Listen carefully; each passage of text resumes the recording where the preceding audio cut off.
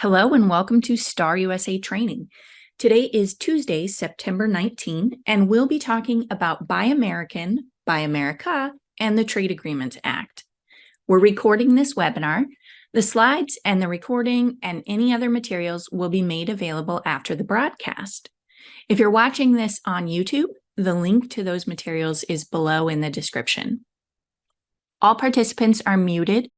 The Q&A feature is available. If you have any questions, you can send them with your name or anonymously.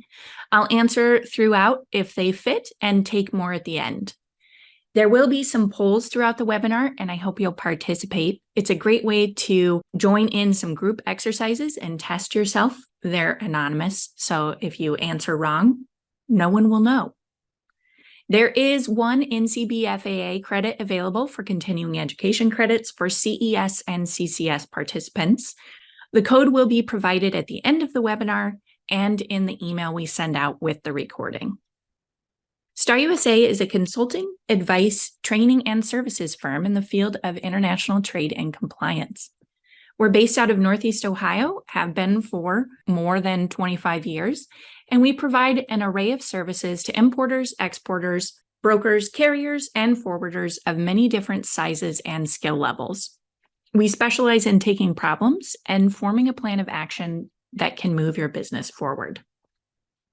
We were founded on the premise that knowledge is power, and we believe that sharing our experience can help you improve and strengthen yourself as an individual while providing value to your organizations. My name's Jo Harper, and I'm a principal at Star USA. I have my customs broker license, and I've been in the industry for more than a decade. I hope you learned something today and that you ask some questions. Let's take just a few minutes to set the stage and understand our players before we move into a few details. But before we do that, let's get an idea of how familiar you are with these elements. You'll have a poll pop up on your screen, gathering your information on how familiar you are. If you are leaning more toward one or the other, treat this like you're using GRI 4 in classification and select the one that's closest to your familiarity. All right, I'm going to go ahead and share the results. It looks like a good amount of you are familiar. More than 50% either provide documentation or their company does. These three programs are all the embodiment of the desire to prioritize domestic content and domestic workers. Many countries have the goal of protecting their domestic industries, and in the United States, we have several options to emphasize that. When possible and consistent with existing law, the federal government works to buy and fund goods, products, materials, and services that help American domestic businesses compete. These three target specific industries that align with overall strategies. The Buy American Act is in 41 USC 8301 to 8305. It pushes all federal procurement, which means the U.S. federal government buying things for their own use, to prioritize domestic content.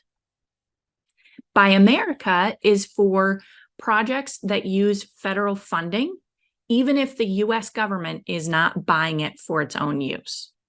It's found in Title 23 USC, Title 49 USC, and 41 USC.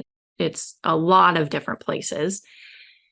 The departments and agencies that mainly deal with it are the Environmental Protection Agency, the Federal Transit Administration, the Federal Highway Administration, the Federal Railroad Administration, Amtrak, and the Federal Aviation Administration. Then there's the Trade Agreements Act, which can restrict or broaden procurement of goods and services for federal contracts if the Program Management Office wants TAA compliance.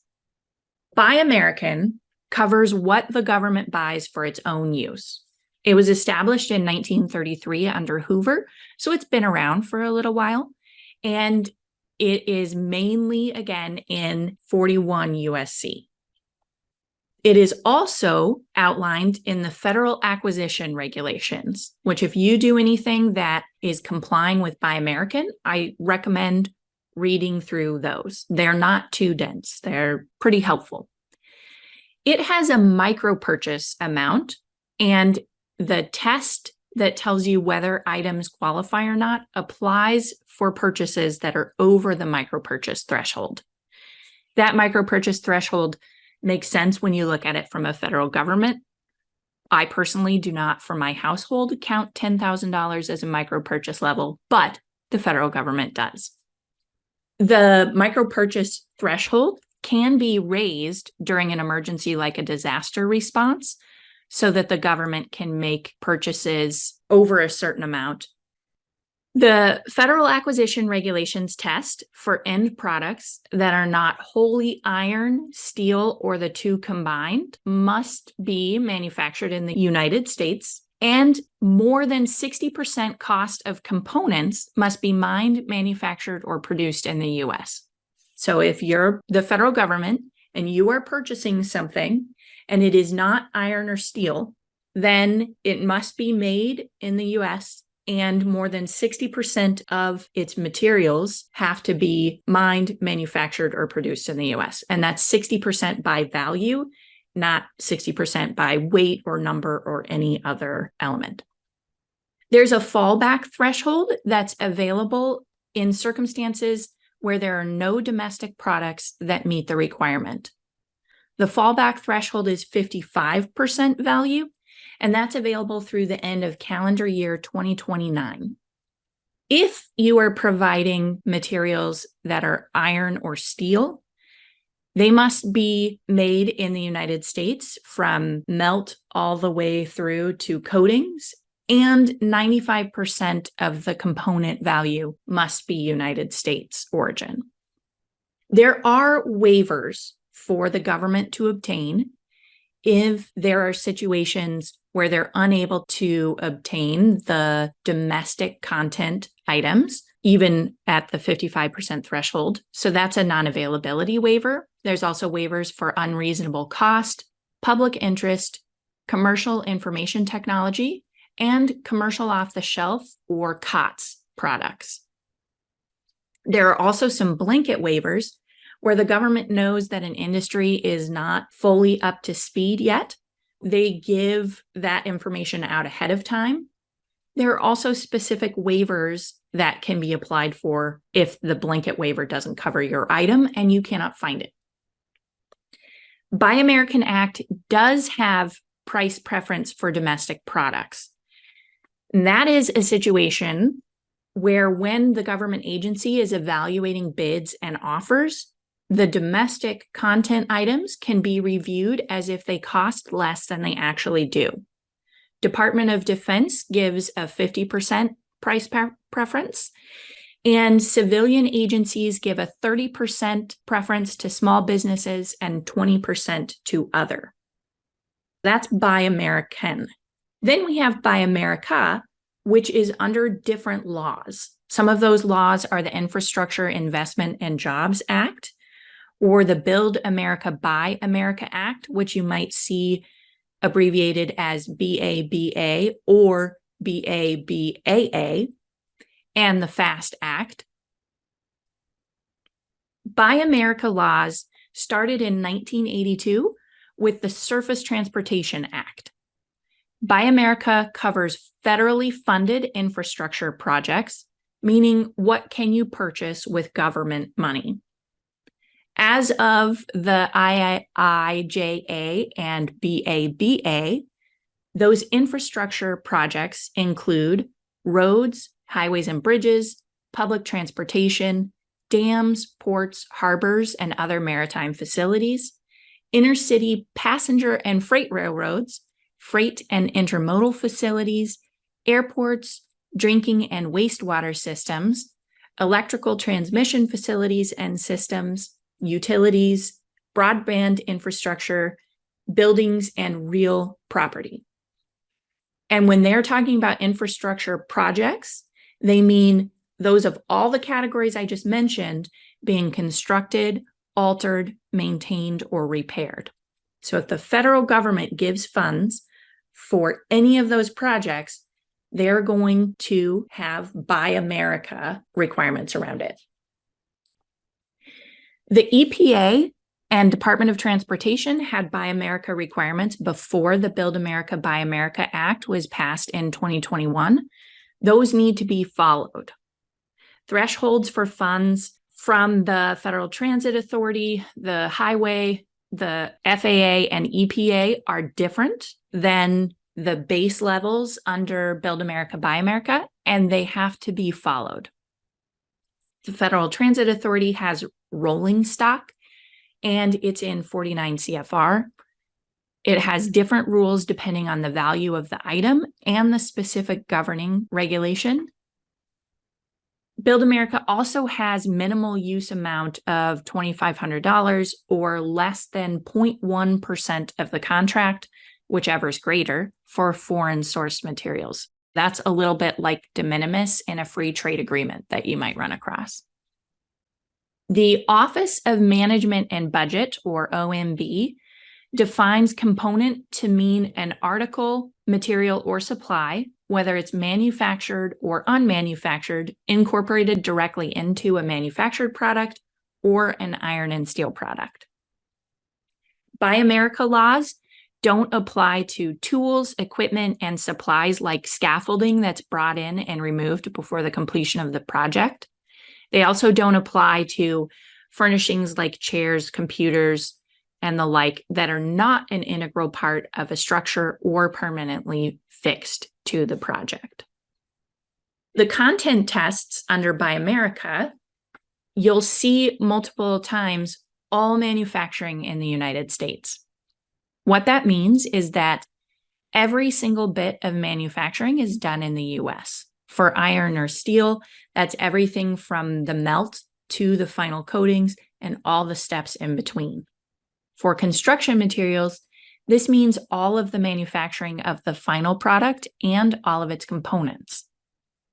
The goal here, again, is to maximize the jobs that are created or benefited in the production of those materials. There's a whole list of things that can count as construction materials. So that could be non-ferrous metals other than iron or steel, cement and similar materials, stone, sand or gravel, plastics, glass, lumber, or drywall. If any items consist of the mentioned construction materials and something else, whether or not that's another one of the construction materials, it's a manufactured end product and not a construction material. For example, a plate of glass is construction material, but when you frame that glass in plastic and turn it into a sliding window, that's a manufactured product, and it must meet the manufactured product content test. That test is that it needs to be made in the United States, and the cost of US components has to be more than 55% of components. For construction materials and iron and steel, all manufacturing needs to happen in the United States. For rolling stock, it needs to be made in the US, and the cost of US components needs to be greater than 70% of the overall components. That is an updated amount. When it was first put into place, the amount was lower. Almost all of these have increasing thresholds as the years go and the domestic industries become more established. Waivers are available for Buy America. If applying the preference for domestic content is inconsistent with public interest, then you can get a public interest waiver. If certain types of items are not available in sufficient quantities or of the quality that's needed, that's a non-availability waiver. Or if using the domestic preference will increase the cost of the entire project by more than 25%. That's an unreasonable cost waiver. When you apply for a waiver, they have to be publicly posted on a government website, and they'll have a 15 to 30-day comment period. If it's an emergency waiver, though, those don't have to be posted, And then because the federal funds are often going to projects in local districts, there are also state level rules that might have to be followed for those projects. And finally, the Trade Agreements Act. This was meant to encourage open and fair international trade. There are provisions in it that require that any domestic preference must also have ways for the countries that we're best friends with to compete. These items have a new content and eligibility test. Before we've seen manufacturing location and value content, these must either be wholly the growth, product, or manufacturer of one of the FTA parties, or they must be substantially transformed in an FTA country. For calculating the value of the end product, you include services except for things that were incidental to the article, as long as the value of those services doesn't exceed that of the article itself. The Trade Agreements Act can supersede the Buy American Act or Buy America Act requirements in certain situations. If the president waives it, is an example of that. In general, a product is TAA compliant if it is made in the US or a designated country. Those countries are listed in the Federal Acquisition Regulations 25.003.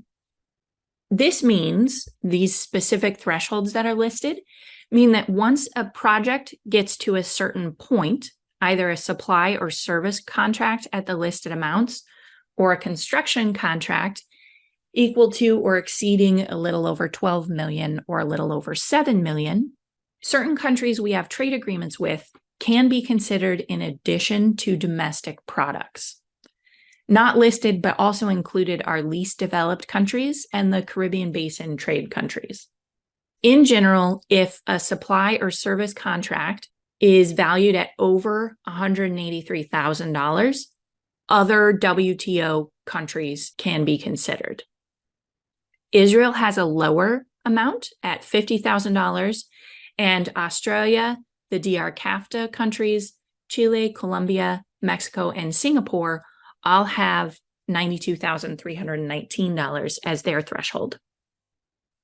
Note that that doesn't say USMCA, it just says Mexico. Canada's amount got changed when USMCA went into effect.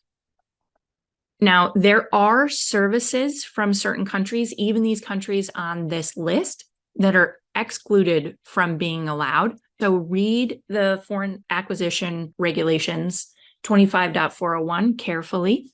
And countries that are not TAA approved at all include, and this is not all of them, China, India, Indonesia, Iran, Iraq, Malaysia, and Russia. As you're looking back at the Buy America Act, there are 37 states that have agreed to TAA rules, which means that local projects may allow for TAA items in addition to domestic content. Now that we've laid the groundwork of the programs, you're starting to get an idea of which businesses should be aware of and care about these requirements. It's really going to be those companies that manufacture items that are part of federal government or infrastructure purchases. You may also manufacture something small that's an input for the larger manufactured component, and then be answering to your customer about whether your item is US origin or qualifies for these agreements so that they can evaluate their component cost. Let's talk about some of the key parts of compliance with these statutes and requirements. It's important to know your role in the chain and what specific regulation you're working under in order to make any sort of claim or complete any documentation. The Buy American Act is a little bit simpler to comply with than Buy America because there's only one statute. There's only one place you need to look. This is something that commenters hit very thoroughly in a feedback session in February of this year, where they requested a lot of clarification and conformity in the Build America, Buy America guidance and requirements across agencies. The Office of Management and Budget agreed. They put out a new regulation in 2 CFR Part 184 That's not fully ratified yet, so you have to read it at the Federal Register, but it includes a really good discussion of the various requirements and comments, and it mentions which items they were able to bring into consistency and which ones were pre-existing. That is linked in the resources slide at the end. There are 4 terms here that tend to get conflated, but they mean different things depending on which regime you're looking at them under. Buy America or Buy American qualifying means that it meets the requirement for its specific purchase scenario, including the manufacturing location and value threshold. Origin for CBP and import purposes is defined in 134.1, and that is substantial transformation, the same way that the Trade Agreements Act origin is substantial transformation. Then USMCA originating is covered under USMCA Chapter 4 Rules of Origin, and Made in USA or US origin is governed by the Federal Trade Commission, and that means that all or virtually all items must be made in the US. There's some rules that are being discussed and looked at, but it is a lot stricter than some of the other rules. Made in the USA is out of scope of today's session, but we just wanted to put it out there that these are entirely separate standards. We often get questions conflating them, but they're governed by different agencies and different regulatory sources. Again, for iron and steel under Buy America and Buy American, all the manufacturing processes have to occur in the United States. We have another poll here. Would a steel guardrail made of steel, the steel is made in the US, but coated with aluminum, and the aluminum made in Canada, be allowed under the Buy America, Build America Act? You guys were almost equally split, just a slight lean toward no. The Office of Management and Budget says yes, because the restrictions on the guardrail are around the iron and steel components. It is counted as an iron or steel item. So other components of the guardrail don't matter. You only need to be concerned with the origin of the steel in this scenario. Substantial transformation. This is a really fun concept. And you may be a little surprised that we're talking about this because you read Trade Agreements Act, and we're going to talk more about origin than we are about FTAs in this webinar. But substantial transformation was set up in the Marrakesh Agreement, which established the WTO in '94. It is rooted in commercial principles, not in engineering understanding. There are some court cases that are pretty important in our understanding of this. One was a 1908 Supreme Court decision from Anheuser-Busch versus the US. In that, Anheuser-Busch had corks that they'd imported from a foreign country that they then cleaned and added a coating to so that they could put it into beer bottles and have the corks work better for the beer bottles. And then they re-exported those bottles. And they came to the court and said, we want to claim manufacturing drawback on these corks. We imported them, we cleaned them, we coated them, we put them in beer bottles, and we re-exported them. That counts as manufacturing, and we want drawback for it. The court says, no, that's not the case. Just cleaning and coating does not amount to manufacturing, and Anheuser-Busch was not allowed to claim drawback on the corks. The court's reasoning was that manufacture implies a change, but not every change is manufacture.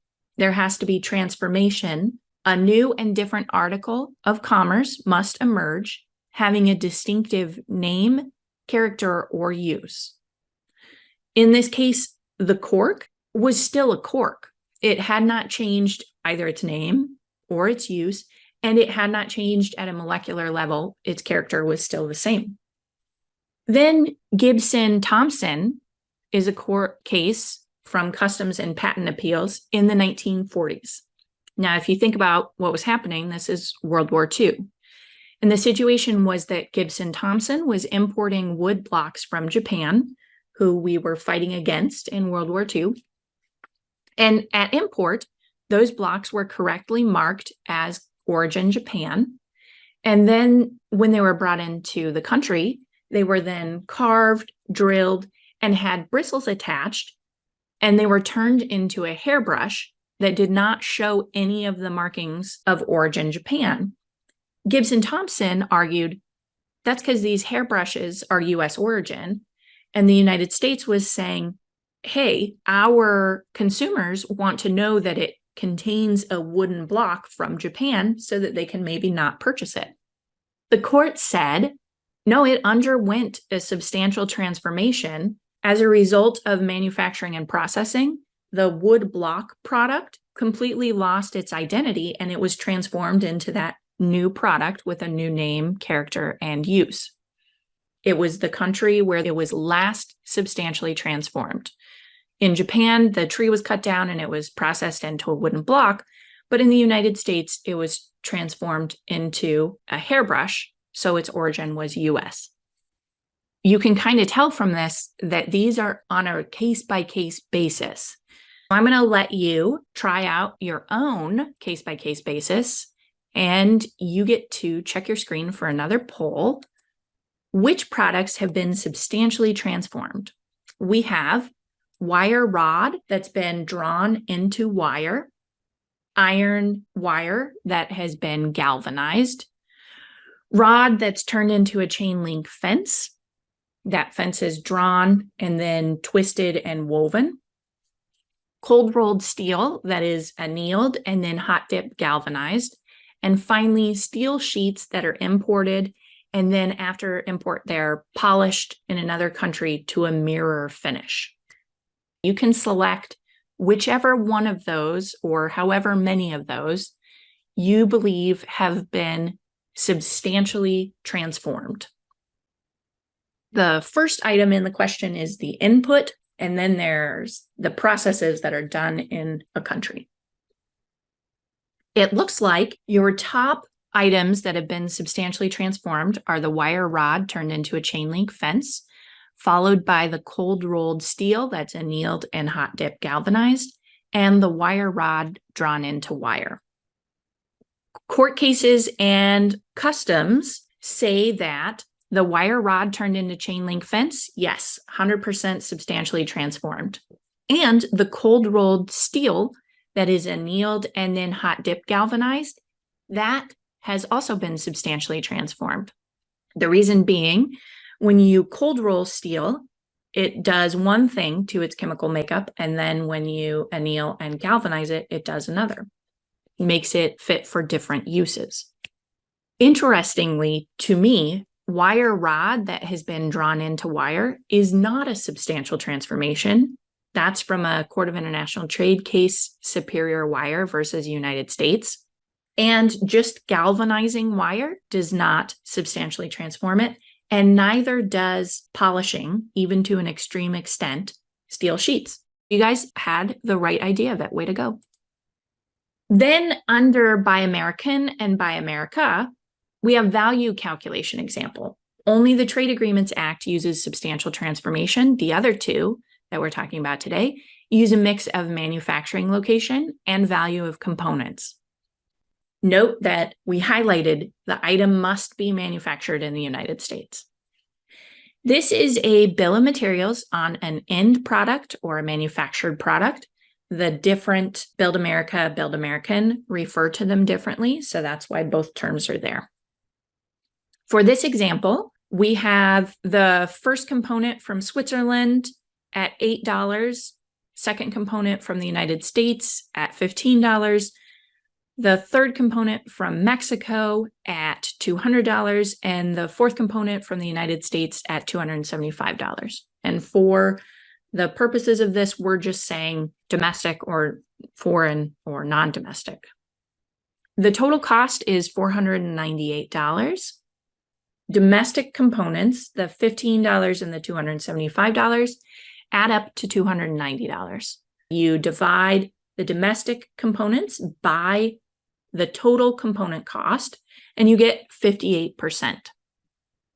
You may notice if you do free trade agreements that nowhere on this calculation is labor or other administrative costs or any profit. That's because this is not the same as an FTA calculation. We're only calculating the value here of components. For a component to count as domestic, it must meet the origin requirements. If the component is deemed to be domestic, then the manufacturer receives credit for the entire cost. If the component domestic percentage is less than the minimum, then the manufacturer only receives domestic credit for the subcomponents manufactured in the US. This is Buy America qualifying, Buy America. It's above 55%, so they would get credit for all $498 of it if this was then being added to another item. But it is not Buy American qualifying because it's below the 60% threshold. If this was being added, if this was a subassembly, then the Buy American manufacturer would only get credit for the $290. I'm going to let you play with that a little bit on some of the next few scenarios. They're going to look very similar. So I tried to highlight in the next two the differences. There's a poll on your screen saying, what would the Buy America value of the following component be? It's manufactured in the US. The domestic subcomponent value is $10, and the foreign subcomponent value is $5. The correct answer is $15. $10 of US domestic subcomponent divided by the $15 total value is 66%, which is above the threshold and makes the item qualify, meaning that the full value of the item applies. In this case, the foreign subcomponents, the $5, are transformed or otherwise altered. All right, next one. What would the Buy America value of the following component be? This one was manufactured in Mexico. US subcomponents, $10 value, and foreign subcomponents, $5 value. Most of you said $10. You are correct. It would be the subcomponent amount of $10.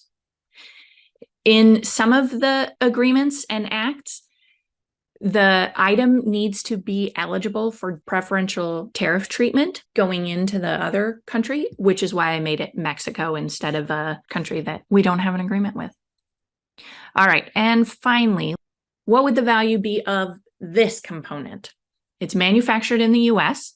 The domestic subcomponent value is $5, and the foreign subcomponent value is $10. More than 75% of you said $5, the US subcomponent amount, and you are correct. In this case, you can still claim credit for components that do not fully qualify. You can still count them and roll them up into your larger component cost, which can be helpful if you are trying to meet value. As a provider, you would receive a request. Tell me if your product qualifies for Buy America Act, Buy American Act, Trade Agreements Act. You then want to review your product and its inputs, go through which ones do I make myself and therefore I know are made in the US. Where do we make this product? Then you need to get documentation for your inputs. You need to reach out to your suppliers and say, listen, give me your origin and cost for your subcomponent. Then you can determine whether or not it qualifies. Do your math. You're only looking at costs for components. And then issue your documentation. Does it qualify or does it not qualify? You need to tell them either way. Then tell management. You may elect to adjust manufacturing or sourcing as you need. There's some certification formats. This first one is for Buy American. This is an October 2022 certificate. You're certifying that the end product is a domestic end product. and that each domestic end product listed contains a critical component. You'll also identify end products that do not qualify, those that are COTS items. We also had a question about commercial off-the-shelf provision or COTS items. There is a waiver that allows commercial off-the-shelf items to be treated as domestic end products if they're made in the United States and you don't have to track the origin of the item's components. That's the case except for an end product that consists wholly or predominantly of iron or steel. So if you're buying screws off the shelf and those are steel screws, those need to be qualifying. You would list the items, its origin, and whether or not it exceeds the domestic content. Next up, this is a format for Buy America under 49 CFR. This is for federal transit, and it lists specifically which requirements you're participating under, which is really important. If you are preparing documentation, don't just say we're complying with Buy America. Because there are so many different variations of Buy America, you need to identify which regulations specifically. And it does or it does not. And then this one finally is for rolling stock under Buy America, and it's a different part of the regulations. FEMA has their own certificate format. A bunch of the different government agencies do. If you are obtaining documentation from your supplier, they don't necessarily have to say that they are bidding this item, and they don't have to necessarily say that it is for a bid, but they do need to say that it meets specific regulations. They need to itemize the specific products, and they need to sign and date it. Because of the similarity between the different acts, it's a good idea to have an idea to know which specific program you're attempting to qualify for. I can tell you that I have gotten documentation on behalf of so many clients that references Buy American, but then lists rolling stock, that say Buy America, but are referring to a federal procurement. Knowing specifically what it's for and clarifying even with your customer who's requesting that information of you is really important. And if you are a contractor or a bidder for US government, make sure you know specifically which part of the regulations apply to you, and then go read those regulations. I've read through almost all of them. Most of them are pretty simple. And the ones that aren't have a lot of good handbooks out around them and clarifying guidance on their websites and the like. They really want to make it so that you can comply with it. Part of that is because there are a lot of common errors, and these errors are things that the government audits for when they're looking at bidders and they go back through past program participants. First one is misunderstanding the program. Maybe you did Buy America once, and so you're doing another Buy America and you think you know. First of all of the agencies have different requirements. And secondly, those threshold amounts are constantly changing, and they'll continue to change through the end of 2029 and maybe beyond. Not to mention, the waivers that are out are constantly in flux. Another one is failing to flow the domestic end product requirements through to your suppliers. Maybe your supplier for screws has always gotten US origin screws, and then they were unable to get them, so they purchased from China and they didn't tell you. If your product relies at all on the inputs from a certain supplier, you need to let them know and specifically spell out their requirements that they need to meet for you. Another common error is failure to notify the fulfillment department of requirements. You need to tell your purchasing, you need to tell your management when they're making decisions about where to put manufacturing. You need to tell your fulfillment department and make sure that they know this product is specifically designated for this project, for this customer. You cannot send anything else. Another one is failure to store records of origin and costs for components and end products. You need to have documentation from your suppliers, and you need to have documentation of your calculations and your final certificates that you're issuing. If you're saying you're compliant, that includes record keeping. Some best practices. This one is the most important. Have a process in place. Your process should require that you look at all the language within the regulations and the proposals. Your process should require that before bid submission, you identify the components, the manufacturing location, and the costs. It should require that you have records of country of origin, manufacturing location, and cost for all end products in addition to the subcomponents, and that you maintain records of country of origin and cost for all components. If you are doing documentation, it's recommended that that include reference to the project and specific product information, compliance with the specific regulation. If you're doing Buy America, don't just say Buy America, say which area in the CFR or the USC that's found, the country where the manufacturer is located, and company representative signature. Make sure that the steps in the process are documented. Where did melting happen? Where did bending happen? Where did coating happen? And keep that final certification for your end product as well. We had a question sent in wondering if there's duty impact if you follow the Build America or Buy America regs. Neither of them have anything to do with the import of goods, so it won't impact import duties. Those are different domains. When we looked back at the circles, there's a little bit of overlap, but they're not the same thing. And then here is a number of resources. We have the federal regulations. There's also that Federal Register on the new 2 CFR Part 184, a really great Made in America fact sheet that gives kind of a brief overview of some of them. The Transit Authority Buy America Handbook, it's from 2017, but it still outlines a whole bunch of things.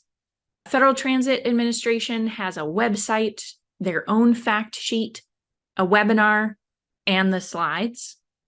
The federal government put out a bunch of memos. Some of these were slightly updated in the Federal Register 2 CFR Part 184, but most of them still apply and they're very helpful.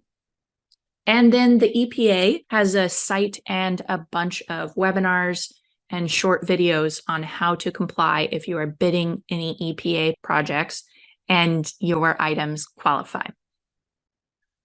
Is there a reporting mechanism if you suspect that a company may be in violation of these acts? That would depend on which regulatory device they are under. There's almost always reporting mechanisms, but where you specifically go is going to depend on which agency is involved. If you want to reach out to us separately to get an answer, I'm happy to email you about that. Feel free to send us any other questions that you have. There is a completion code on this slide for NCB FAA credits. Here is an email address if you want to reach out to us, and recording and materials will be emailed and posted on our website soon. Thank you so much for attending today. Have a great day.